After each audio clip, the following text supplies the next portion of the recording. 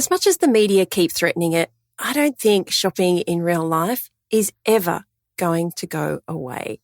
But yet, shopping online is only going to get bigger, and customers are expecting more and more and more. The key to leveraging both of those opportunities is to create an in-store shopping experience online. Hey there, and welcome to the Bringing Business to Retail podcast. If you're looking to get more sales, more customers, master your marketing, and ultimately take control of your retail or e-commerce business, then you're in the right place. I'm Selena Knight, a retail growth strategist and multi-award-winning store owner whose superpower is uncovering exactly what your business requires to move to the next level. I'll provide you with the strategies, the tools, and the insight you need to scale your store. All you need to do is take action. Ready to get started?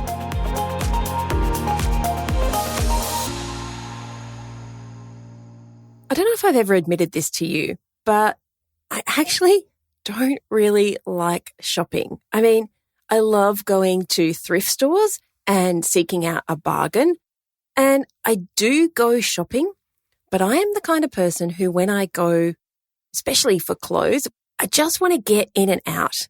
Like, I am that annoying person who tries to take 27 different things into the fitting room. Now, given the niche, the sector that I work in, you would think that I love shopping. But the truth is, I fluctuate between one extreme and the next. I love doing the bargain hunting thing, thrift stores, places like Burlington Coat Factory and TJ Maxx. Like, if I'm in the mood, I love just hunting out a bargain. But the other end of the spectrum is just give me what I need. So I end up doing a lot of shopping online and a lot of walking into a change room with 27 different items. But we all know that when it comes to shopping online, it comes with risk. Unless you've actually purchased that exact thing from that exact company before, you never quite know what you're going to get. You don't know how long delivery is going to take. You don't know if they're going to pack it correctly so it doesn't arrive broken. You don't know if the sizing is going to work or if the color is exactly the same on the monitor. And so one of the big obstacles we have as retailers is overcoming all of those obstacles. Because if you can get somebody into a store, the chances that you're going to convert them are so much higher. This is why in-store conversion rates can sit at 60, 70, 80, 90%, but your online conversion rate sits at 2 or 3%. Because you're getting a lot of window shoppers online. But if someone has made the effort to turn up to a store, there's a good chance that they want to buy your stuff. So here's the thing about today's episode. I wanted to talk about how you translate that in-store experience online, but I wanted to talk about it even if you don't have an actual bricks and mortar store. So if you don't have that experience, that knowledge, that first-hand conversations with the customers to draw on, how can you still create an experience that delivers as well as somebody turning up to a physical store? So I asked Tim Bucchiarelli from Iron Plane to come on and talk to us about this because he has this unique skill set where he has been on both sides of the fence. He has been the retailer building out this customer experience online, and well, I'll let him tell you the rest of that story. But in today's episode, I also share the story with you about what happened to me in my store and how I was so gobsmacked when a customer walked in to my physical store after having been a loyal customer online and, well, it wasn't what she was expecting. I thoroughly enjoyed this conversation with Tim. I could have talked to him for ages, actually, because he's got that equal measures, tech, geeky, nerdy kind of person who understands the digital marketing and the e-commerce stuff. But he also has the empathy and the insight of not only having worked on the retail side, but he has this knack for being able to understand what people need to do, what business owners need to do to make the best decisions for their e-commerce stores. And before we jump into today's episode, I have to ask you this question. What would making an extra $20,000 in just 3 hours do for your business? Well, that is exactly what Lyndall achieved when she used our inventory management training and got rid of the old stock that was sitting in her storeroom. Yep, $20,000 in 3 hours. If you are looking to find out why that stock is even sitting getting dust on your shelves in the first place, and the formula that you need to work out when stock has to go, and of course, you know me, the strategies that you can implement to get that stock gone fast, then you can grab this masterclass over at selenaknight.com/stock. That's selenaknight.com/stock. Okay, let's jump in to this fabulous episode with Tim from Iron Plane. Hey there, Tim. Thank you so much for joining us, because this is one of those conversations that I hear so many people argue with me about. And I'm sure you've already probably worked out that I like a good argument/debate. And when it comes to whether you can take that in-store experience and translate it to online, a lot of people just quite simply say no, it's just not possible. But you and I are here to debate the other side of the argument, aren't we? Absolutely, Selena. And I want to say thank you for having me on. I appreciate it. Both retail and customer service are near and dear to my heart.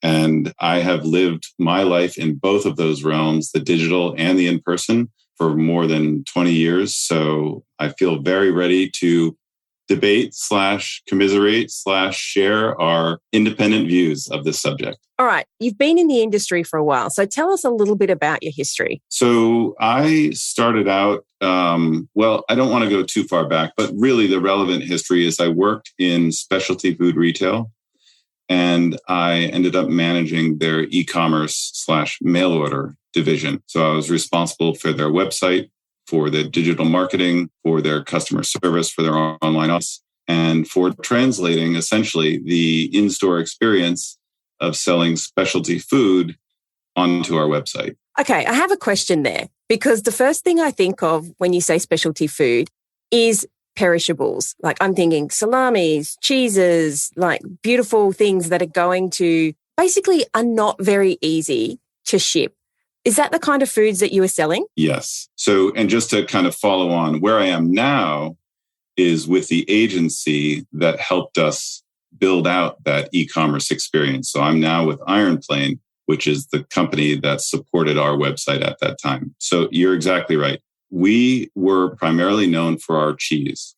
So I was the import manager, and we imported cheese. We imported a variety of perishable goods from Italy, Spain, Germany, Switzerland, you name it, the UK. And it was very perishable. And we had to translate that to our audience online so that they could very clearly understand, and we could set their expectations for when they'd get it.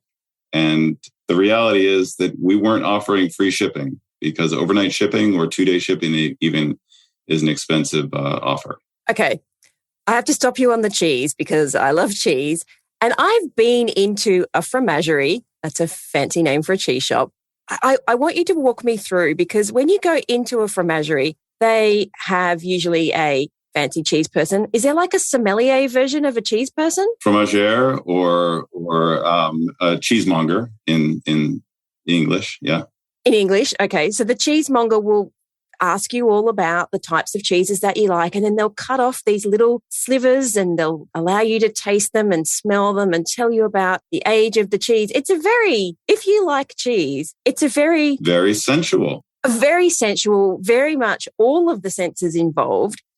And I just don't understand how you would translate that to online. If I didn't know already the cheeses that I liked, and the whole point of going to a store like that is usually to discover new flavors, new styles, things that pair well together.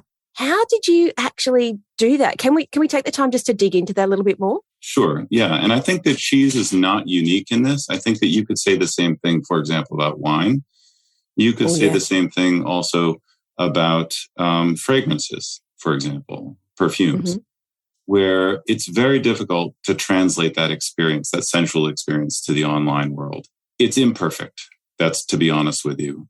What we tried to do was what we would also do in the store to make a sale is we're telling the story about the product. Who made the product? What animals were producing the milk? Was it raw or pasteurized? How long was it aged? Does this cheese itself has a history? Has it been around since, the Norman invasion? I mean, there are a lot of different pieces of the puzzle that fit into that sales process. So while you can't necessarily convey the smell through the actual or factory sense, you can certainly talk about and use very compelling language to convey, it smells like crushed tomato leaves or for an olive oil, or it smells like sweaty feet for a washed rind cheese, for example. You immediately get a sense of both of those probably. And so that was really the art of the storytelling and the descriptive copy that we would use. Again, not perfect, but definitely had an impact on translating from in real life to the digital world. Okay, so the stats nerd in me wants to know, did you find that you had a longer time on page because you had all of this content? I have to be honest with you. I don't think that we were analyzing the data to the product page. I will say that what we did notice was that certain products performed better, and the products that performed better usually had more photographs associated with them, very high quality photographs, and compelling copy. Those three elements really drove the product sales first and foremost. Apart from people came to us because they knew what cheeses they liked already and they were looking for a specific product. But otherwise, it was really the photography and the descriptive copy that we would provide. So when you were looking to translate this experience online, because kudos to you for even trying, because a lot of people would just, let's be honest, a lot of people who've been in an industry like this, which is very niche for a long time, are a little bit reluctant to embrace change. So high five and gold stars for that one. But when you went to the agency, the one that you defected to, which I think is hilarious, when you went there, were they the ones who said to you, this is how you translate the experience? Or did you say, these are the kinds of things that I want the visitor, the reader, the customer to feel or see or think? It was the latter. Yeah. We were the subject matter experts. They could not, they definitely had the ideas of how we could translate it, but there were two ideas that we actually put in place or thought about putting in place for the technology side of things. One was kind of a custom shipping assessment. So people would enter their zip codes. We would tell them, okay, given this time of day, because we had a shipping cutoff of 11 a.m., given the time of day and given where you live, we can get this product to you shipped tomorrow or today, as the case might have been, and you will receive it. And we'd give them a date because it was via expedited shipping. That was a technical solution that was driven by a real business need to address our customer's question of, I'm having a party in 2 days. Will I have the cheese? Yes. And that was often, or it's my mother's birthday, 3 days from now, I want to ship it. So we allowed the future. Anyway, the shipping component of that was pretty complicated, and that was custom built for our needs. Another idea that we didn't actually go after was what I call the virtual cheesemonger, where people could put in like a listing of tasting notes that they liked or different product attributes, what country of origin they prefer, what milk type, what age, what texture. You can imagine all the different attributes, and voila, the expectation was we'd spit out answers, like, oh, well, try this or try this if you like, But the reality was that was a lot of manual effort, entering all those attributes for every product. And, maybe even in some cases, linking two products together based on their attributes. That was more complicated than really we felt we would get any return. And the audience who would actually take the time to do that was actually quite small. Can I ask you how long ago that was that you were making that decision? This would have been 2017, maybe 2018, somewhere around there. Okay. Isn't it funny how just 5 years has changed? Because now that is like a plugin. Like it's not a custom built thing. It's a plugin that goes into your website. Because I know that this happens because I signed up to a wine company that did exactly that. It was like, tell us the brands that you like. What kind of foods do you eat? And the ones that it spat out were the ones that were in my cupboard. And then there was obviously a few extras. And I was like, this is uncannily correct. And I did a bit of research because that's the tech nerd in me. And yeah, these are just plugins. But like you said, you have to put those attributes in. And it can be difficult if you're starting out. But as you go, if you know that this is a thing, and if it's going to convert a lot better, you put that time and effort in. So I think that is fabulous. And I want to go back to the conversation of you being the subject matter expert, because too often I see people hire an expert, whether it's an SEO person or an agency or an ads person, whatever it is. They think that they're outsourcing to someone else who is an expert in that field, but they also kind of abdicate all responsibility in the process. And what I really liked about your answer was you said you are the subject matter expert. So you had to guide the website company to build the thing that you felt you needed as a company to translate that in-store experience online. It wasn't up to them to tell you what you needed to do. Yeah, it's tricky for us as an agency today because on the one hand, we're hired to build a Magento website for a client. And we are hired because of the quality of our development and our use of best practices, et cetera.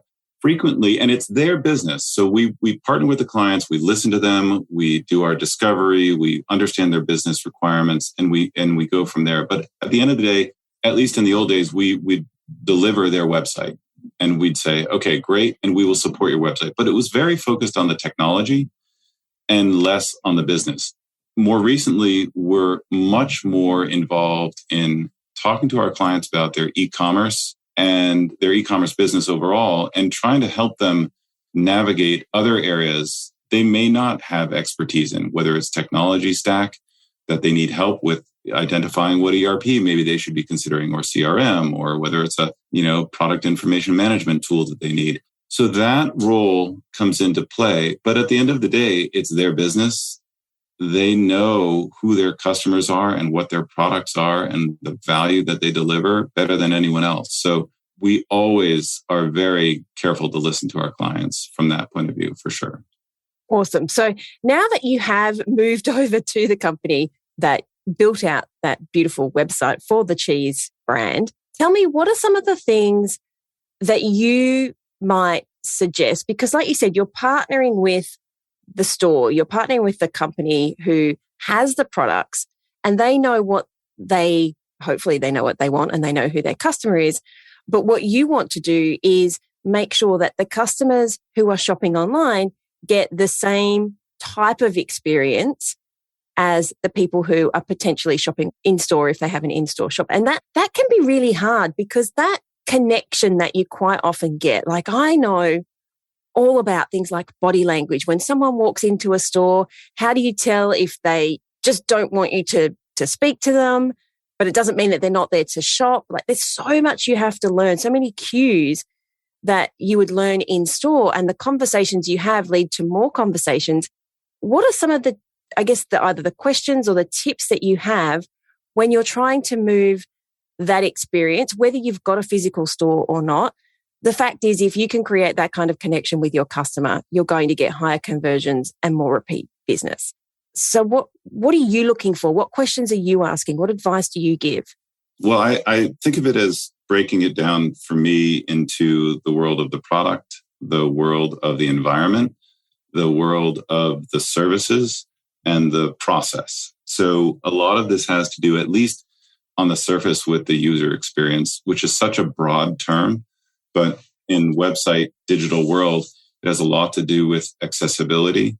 It has a lot to do with branding, imagery, copy, the sense that you get when you go into a store and you look around, you get a sense, like you said, and it's similar with a website. So I don't want to say that you can have the same feeling, but I think that plays a big role in how your customer feels when they get into your website. Can I just jump in and say, personally, first-hand example, I still remember the day that happened to me. I saw this lady walking back and forth past our shop. And there used to be when we had our shop, there was a kids modeling agency next door. And so I thought she was looking for that because it was kind of, one of those ones where you open the door and you have to walk down a hallway. And so she must have walked back and forth about 5 times. And in the end, I thought, I'll just go out and see what she's looking for. And I walked out and I said, oh, can I, are you looking for something? And she said, yeah, I'm looking for basically my store. And I'm like, oh, it's here. And she walked in the door and she said, I have shopped online with you and I look at the website every week to see what's coming in. And this is not what I expected from the website. Interesting. I know. And that is like one of those, those things that you look back and it's one of those pivotal moments. I remember her standing in the doorway and looking side to side. I'm actually getting goosebumps saying it. And her saying, this is not what I expected from the website. And I was so taken aback. I actually forgot to ask her if it was better or worse. Well, that was my question. Of course, that's going to be the question, right? I was just so dumbstruck because I thought I had never thought about those two things because it was when I first started out in business. But then my mind, because I'm a fixer, was immediately thinking, what does the website look like? And that was one of those moments where everything we did on the website completely changed because I went and looked at it with fresh eyes. I looked at the copy. After that, we did a lot of custom copy. The website reflection was much the same as the fit out in the store. But yeah, I still remember, as I said, it still gives me goosebumps 15 years later that she walked in and said, this is not what I was expecting from the website. But she was already a dedicated customer. Yeah, the phrase that comes to mind is brand unification, where you've got the image of your brand and bringing it together between those two worlds, the real life and the digital.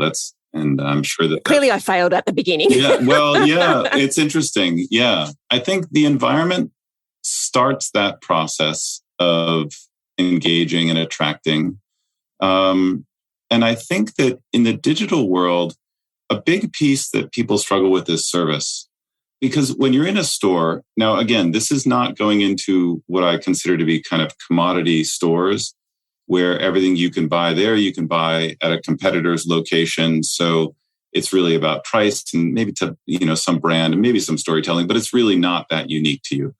Going into a smaller retailer with differentiated products, I think service can really play a big role. So getting that same service experience of someone coming in and saying, oh, hello, good afternoon, or how can we help you? What are you looking for? Or even saying, oh, I love your jersey that you're wearing today. Here's one that's in the similar color, but a different style, and again, it's imperfect because there's no way that you can really translate that fully, but there are little things that you can do that might have a role to play. So just I'll rattle off a few. For example, if you're running an international organization and you have websites all around the world, understanding where that person's coming from based on their IP address might actually help them encounter a site that's in their language, that has their monetary references, and the weight is in kilos, for example. I mean, I'm stretching it here, but you get the idea. That's one element. Another element could be having a live chat, or let's back up. Live chat may be more involved than what you want to do. You could have an automated chat or a chat bot, as they call it, but that has to be structured really well to anticipate the questions that are asked, and you can answer them well. Above that, you could have an FAQ section. So these are all a little bit playing on this idea of service in an imperfect digital world where you're trying to address some customer needs proactively. I know that do you know, I'm already getting angry, ranty pants. Do you know what I hate is the customer service chat that can't do anything. It's like Right. you have just... Or it just says we're not available. Well, my annoyance is, hi, I'm just wondering when this is going to be back in stock. You'll have to call our office between 9 and 5. Like, what the freaking heck are you here for? I actually asked that question the other day, and the person wrote back and said, to guide you on the website. And I'm like, realistically, it's a waste of everybody's money you being here, because if you can't actually help the customer, all you're going to do is make me go somewhere else because you annoyed me so much. That might be a good example of, this is a very trendy thing. Everyone says, put a chat on your website. It's essential these days. Everyone's doing it. But if you don't do it right, or if you don't really need a chat, then you're just following a trend and you could be hurting your business by not doing it right, or it being superfluous and getting in the way. It's like I call them the super helpful, unhelpful people. And so they're like, hi, how are you today? Hi, I'm looking for, these screws. Oh, I don't work in that department.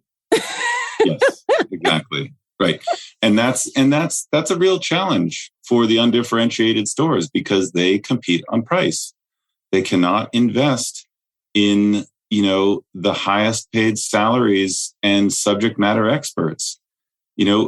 Periodically you'll find, like, in those stores, not to do them any injustice, retired plumbers who are fantastically helpful, or electricians, that is the opposite. Yes. You always try and hunt those guys down, because even if they don't know anything about the screws, they'll tell you about paint. Yeah. And it's not the norm, but I just think that it's a little bit different in a different type of retail environment where service plays a much larger role in converting and satisfying your customers. Yes, definitely. The other thing that you mentioned just there was like FAQs and size guides. And I have to say, this has given me the perfect opportunity to get out my ranty pants. When you're in store, and if you have a good sales associate and you pick up a shirt or a pair of pants or whatever, they will say things to you like, that brand runs really small, get the next size up, or that brand runs really large. And some stores that I shop with online, one of the ones that I love, they actually have the little review widget that says where you can put in this runs small, this runs large.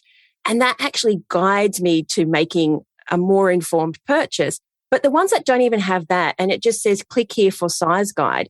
And it's just some universal size guide when you sell 47 different brands. So I either have to scroll through to find that brand, or you don't even have that brand at all.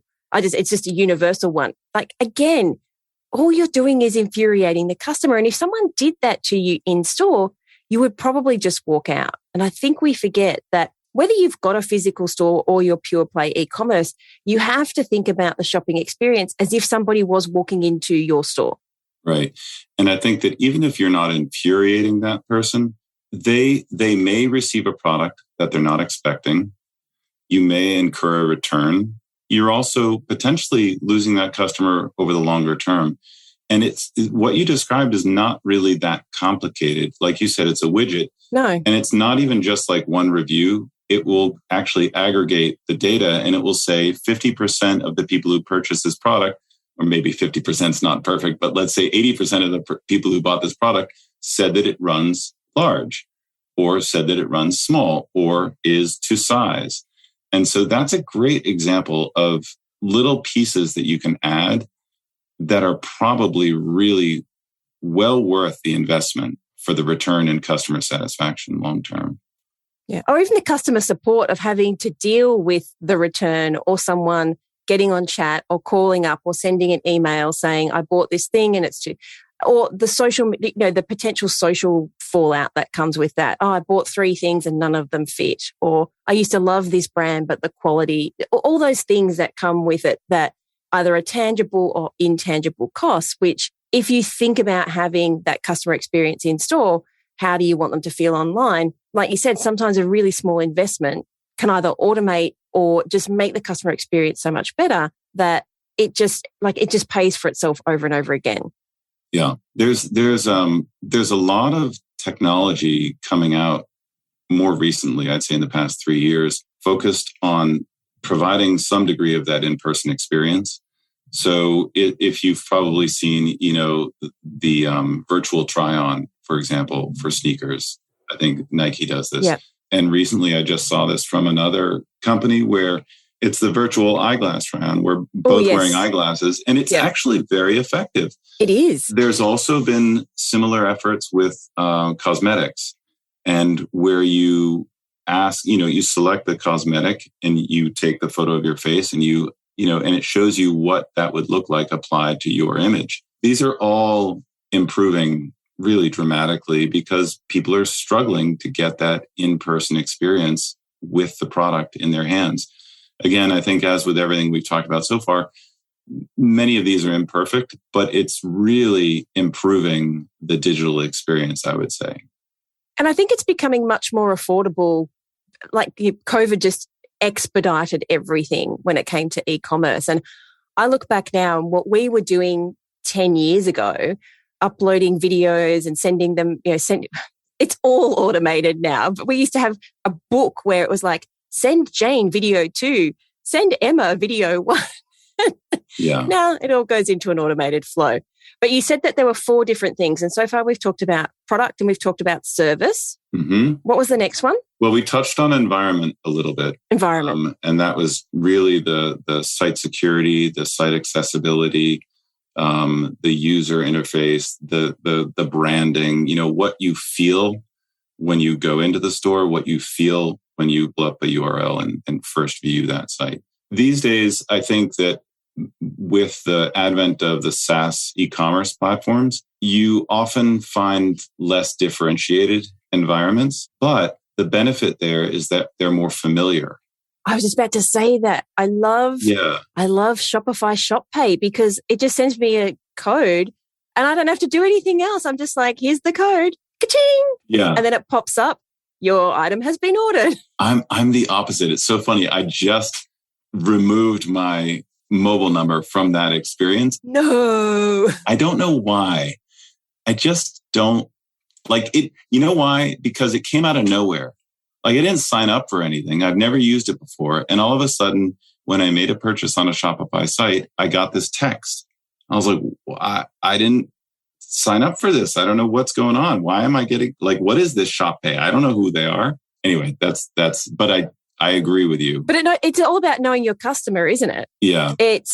Does your customer want that convenience or not? Just the fact that we're talking about Shopify and you were talking about Magento earlier. If your competitors are all on, let's just say, a Shopify site that has Shop Pay, then it would make sense for you to do that as well because it is an environment that they're familiar with. Oh my goodness. I was on not Magento and not Shopify website yesterday trying to buy something. And it was the most onerous task to type in name, email. And it didn't autofill, which was my other annoyance. And then when I clicked, it wanted my billing address, but it didn't have the box that was like copy from the shipping address. Right. Or same as. Yeah. Type it. And when you're on your phone, that's a lot of thumbs. It's a lot of thumb work to type all that in. And, finally got to the end. And then I had to go to PayPal and to pay. And I was like, if you just had the pay button right, PayPal would have auto-filled all this information. This is our world. This is our world. This is our world. Yeah. And and if you're like me, you analyze every step of that customer experience. Wonderful, because those insights really can help improve a website's performance, conversion. Yeah, conversion. It is like going to the store and the girl saying, we don't take credit card. Like how infuriating is it when you go to those cash only places? I mean, who has cash in this day? Or they bring out the old, credit card swiper. The click clack. Yes, exactly. Oh, your credit card is smooth. It doesn't have the raised numbers. Oh, we can't. Sorry. Or hello, who are you selling my details off to? Right. Exactly. Where do those pieces of paper go? That's right. Yeah. We've had a lot of fun with some of our clients recently in this world of connecting real world with digital from a few different product categories. One is furniture, one is picture framing, and the other is fishing technology, I guess I'd call it, where people install these big products from Garmin or Humminbird on their boats and they go out fishing and they have these fish finders and they have these trolling motors and they have all of these. It's like a computer network that floats on the water. So what we've been working with these companies on is helping them find the most efficient way for their customers to build what they need. Whether it's a couch in a specific fabric or a dining table made of specific wood and a specific stain, or the components of a champion fishing boat, for the technology. I expect there's a lot of money. We used to have a boat. It sounds very fancy. It wasn't a fancy boat. But I remember my husband being the person who the stuff on the boat was worth more than the boat type experience. The fish, I don't think he ever went fishing, but we had the fish finder, we had the depth finder, we had the navigation thingy. And I'm like, you do realize that all of that stuff is worth more than the boat. This is a big sport in the US. I don't know if it is in other countries. I would imagine it is where you are, but we have bass fishing in particular is highly competitive, and the components that you put in your boat are a matter of pride and a matter of competitive advantage. So it's really interesting to see the work that we're doing to build this. It's not built yet, but it's essentially going to be a boat builder where people who want to really trick out their boat with all the latest technology, they can find the pieces and then they can automatically be shown how it would all fit together and what other components they would need in order to really fully complement that boat. It's a neat project. When we talked about the virtual cheesemonger before, we determined that it just wasn't worth our while. Too much effort. This is interesting because it is still a lot of work, but they expect to see an increase in average order value. They expect to see increased customer satisfaction. They expect to engage their community more fully by allowing people to share their rig setups and name them and rate them and open it up. That whole sense of community. It's really, really a wonderful idea. And this is an example of the business leading us. And we're just trying to fill in the gaps and tell them how technically we can pull it all together for them. So that's a big fun project that we're doing. I love that because clearly that has been driven by the fact that when people come in store, they're like, oh, I've got this. What other things can I use it with? I have no fishing references. I'm sorry. I have this fish finder. What other things can I use? But also the fact that they're coming to that store for that expert advice. And that's like their competitive edge is we get you, we understand where you're at. And it doesn't have to be fish. You could do this in fashion. Like I am a busy person who actually hates shopping. If you understand that that's my customer experience, to bring me 27 things, I'm only going into the change room once. So understanding that customer experience is so important. But the key here I was going to point out is they are not shying away from upselling and cross-selling. In fact, that is the whole purpose of building this very complex technology. The whole point of it is to satisfy the customer. And it doesn't matter how big or how small this is. We currently have, and I just want to throw this example in, I'm not trying to sell it. You think an upsell is about money, but the customers don't. So we have this training on how to manage your inventory and how to get rid of old stock. When you buy it, there is an upsell there to purchase a workbook called Double Your Sales. It broke the other day and we didn't know. And we had several people email us to ask us how they could buy the workbook because the button was broken. So overnight it broke and we woke up the next morning and there was a whole bunch of emails saying, I'm trying to buy the workbook, but it's not working. And so I think as business owners, we kind of put upsells in because maybe your business coach told you to do it, or maybe you heard about it on a podcast, or you know that it's a conversion rate optimizer, so you try it out. But actually what we forget is when you do it with the customer in mind, like we wrote that workbook to go with that training to match them perfectly. Customers want it. Like they want to know the answer. They're prepared to pay you for it. And so that's our little tiny example. But I love that your boat building store took that example and just like put it on steroids and said, we know that our people, they just kind of want to add to their thing. They want that competitive advantage. They want the status that comes with it. They want to be able to show off, their rig, and they want to be able to do that as well as promote our products. Like, we would be stupid not to do this. Yeah. Yeah.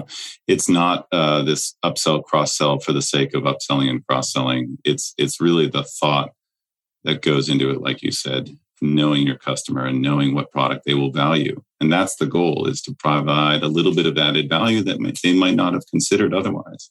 Yeah. And people will pay extra for that. So I'm imagining that your fishing people would, even if they're selling the same equipment, the same Garmin fish finder, they could potentially command a higher price point because of the tech stack, because of that customer service, because of that community that's involved with it. For them, it's not about a higher price point because all of those prices are pretty stable. For them, it's much more about obtaining and retaining those customers and kind of bringing them into their community. These people are true fishing artisans, fishing equipment artisans. Like, they love what they do.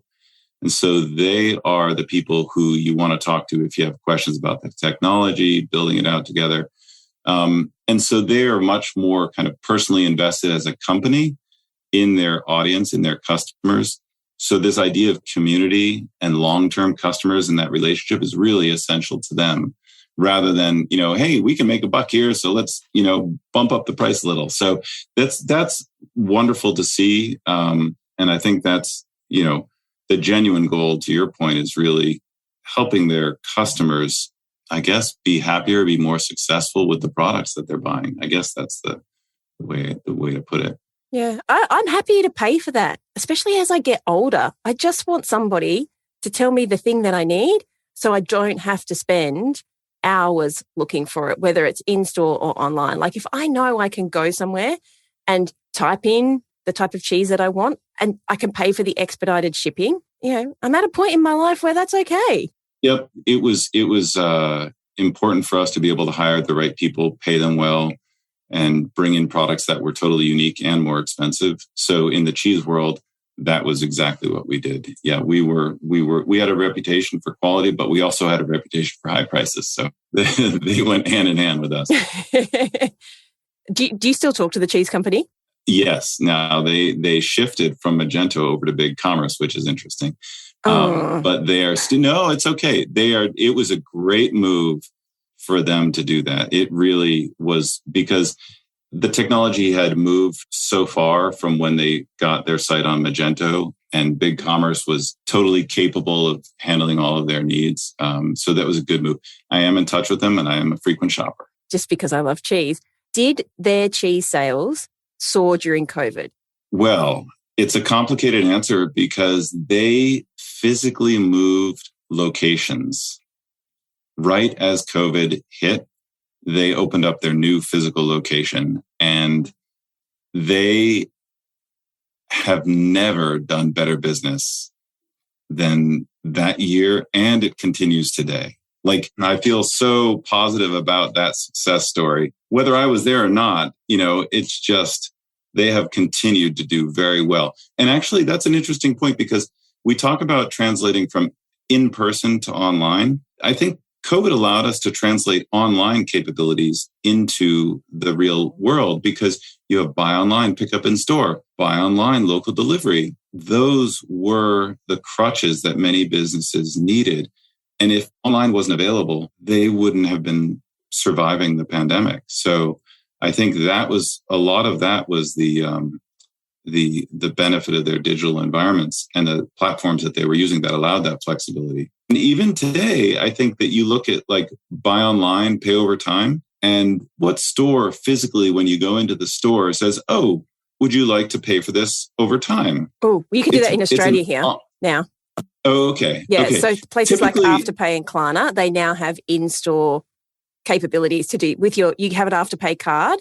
And so it's like, it looks like a credit card, or you can put it on your phone and you can use the Afterpay in stores. But that came out of the digital environment, I think. Yes. And it translated into the in-person. So I'm just saying that there's kind of a bi-directional move here where you've got some stuff going from in-person into the digital, but you also have some elements coming from the digital and merging in with the in-person, which is really neat for these businesses to take advantage of that. The reason I asked the question about the cheese is I know a lot of people got hurt through COVID, but I found that the ones that really struggled were the ones who wanted to be affordable or mid-range. So low cost, like discounter type stores still did well because clearly people were some people were under financial stress. But a lot of luxury goods went through the roof because I know my husband would say things like, let's order something fancy for dinner because there's nothing else to look forward to. We're not traveling. We can't even, we're not traveling. Our vacation budget is sitting there. There's no work being done on the house because you can't get any tradesmen to your house. Right. And it was like, let's spend $150 on a fancy, there's only 3 of us, so $150 meal actually lasts us about 3 days. But I know a couple of times it was like, and we were supporting local business as well. So we would buy like the big family feast, which would last us dinner, lunch, dinner, lunch, dinner. But when you had nothing else to look forward to, you were quite happy to spend the money on the fancy cheese or the nice wine or whatever that thing was that was your thing. And food for so many people, which is why so many people gained weight, food is that luxury that sometimes we'll splurge on. And this is where I just kind of think being very you shouldn't want to be affordable. Like affordable is always the one that gets kicked in the guts when times get tough and the money, the money belt gets pinched. Yeah. And it's much harder to, again, I keep using the word differentiated, but it is harder to differentiate yourself in that space where price is really the measuring stick. I mean, in our specialty food shop, a lot of the products that we sold were 100% unique, exclusive in the US, and you couldn't get them anywhere else. The majority of the customer base for these stores, now there are several, are the local communities. And, these local communities have grown up around the store, which has been in place for, I think, 44 years now. And they have, very wealthy people living there now. So these were the people, to your point, during the pandemic, who were spending a lot of money on specialty cheese, fine bread, fine wine, and they were making themselves at least a little bit happier with that type of food. All right. I think you and I could talk for a very long time. I love the stories. Even if I don't know anything about fishing, I do know a lot about cheese. Now that you've moved to the agency, because you've given us already some great advice and tips, but maybe what are 3 questions that you would ask a new client if they were coming to you for help on taking that in-store experience and translating it online? I would ask primarily, again, about their product lines. How are their products differentiated? How do they compete with their other businesses selling the same products? And if there's an area where service can help them be more competitive, then I think we'll talk about trying to translate that service component into online. We'll also talk again about whether their branding conveys the value that they're offering to their customers. I think a lot of what has a lot of play online is reviews. I love reviews. And that credibility. And so figuring out those 3 elements, I think, could at least start them on the path to helping translate from the real world into the digital effectively. And, over time, as with anything, hopefully you're not investing, huge gobs of money at the start, but you want to evaluate it over time. Because what you initially thought was the right way to do it, your customers may react in a slightly different way over time, and you may need to adjust and be agile to manipulate what you started with to serve your customers better. I think it's a perfect place to finish, but I feel like there's another conversation around there about how you are not your best customer. Because when you start out in business, most of the people listening here aren't startups. They've been in business a while. You build this business based generally on what you want and what you need. But actually, as your business, as you work out the kinks, as you attract better customers, all of a sudden, I don't know if it happened to you, but you wake up one day and you kind of go, actually, we're not that anymore. Our customers don't want that anymore. And like you said, you have to be agile. You have to be having that conversation. But I feel like that's a conversation for another day. Yeah, I'll just one note about that. When I was in retail, I always felt like I don't want to bother my customers by asking them questions about our business and how we could improve or and we did it once, and I was blown away how willing our customers were to sit down with us and talk to us about the business and how we might be able to serve them better. And so that's the parting thought, is that I completely agree. One of your greatest assets is your existing customer base. Engage with them and learn from them, I would say. Cool. All right. So if people are thinking, you know what, this Tim guy knows what he's talking about, I feel like I need to have a bit more of a conversation with him, where can they find you? So they can find me on LinkedIn. My last name is a little bit of a challenge. It's Bucchiarelli. So I created a link on our website, which is ironplane.com/Tim. And if you go there, at least you can find me and get some idea of who I am, and you can reach out and set a meeting with me. Awesome. Thank you so much. This has been great. I love the stories. To me, that is like the thing that makes a strategy, it makes it identifiable and actionable when you hear, the positives and the negatives and the hurdles and the obstacles, but also the successes that come out. For me, the story is the thing that makes me want to go and take that idea even further. So thank you so much for sharing them with us. My pleasure, Selena. It was really a joy. And I think the next time we do this, you'll have to get some Roaring 40s Blue and maybe a little bottle of Sauvignon Blanc, and I'll have something up here and we'll do a tasting together. Virtual cheers. That's right. Absolutely. Thank you again. I appreciate it. Thank you. So that's a wrap. I'd love to hear what insight you've gotten from this episode and how you're going to put it into action. If you're a social kind of person, follow me at @TheSelenaKnight and make sure to leave a comment and let me know. And if this episode made you think a little bit differently, or gave you some inspiration, or perhaps gave you the kick that you needed to take action, then please take a couple of minutes to leave me a review on your platform of choice.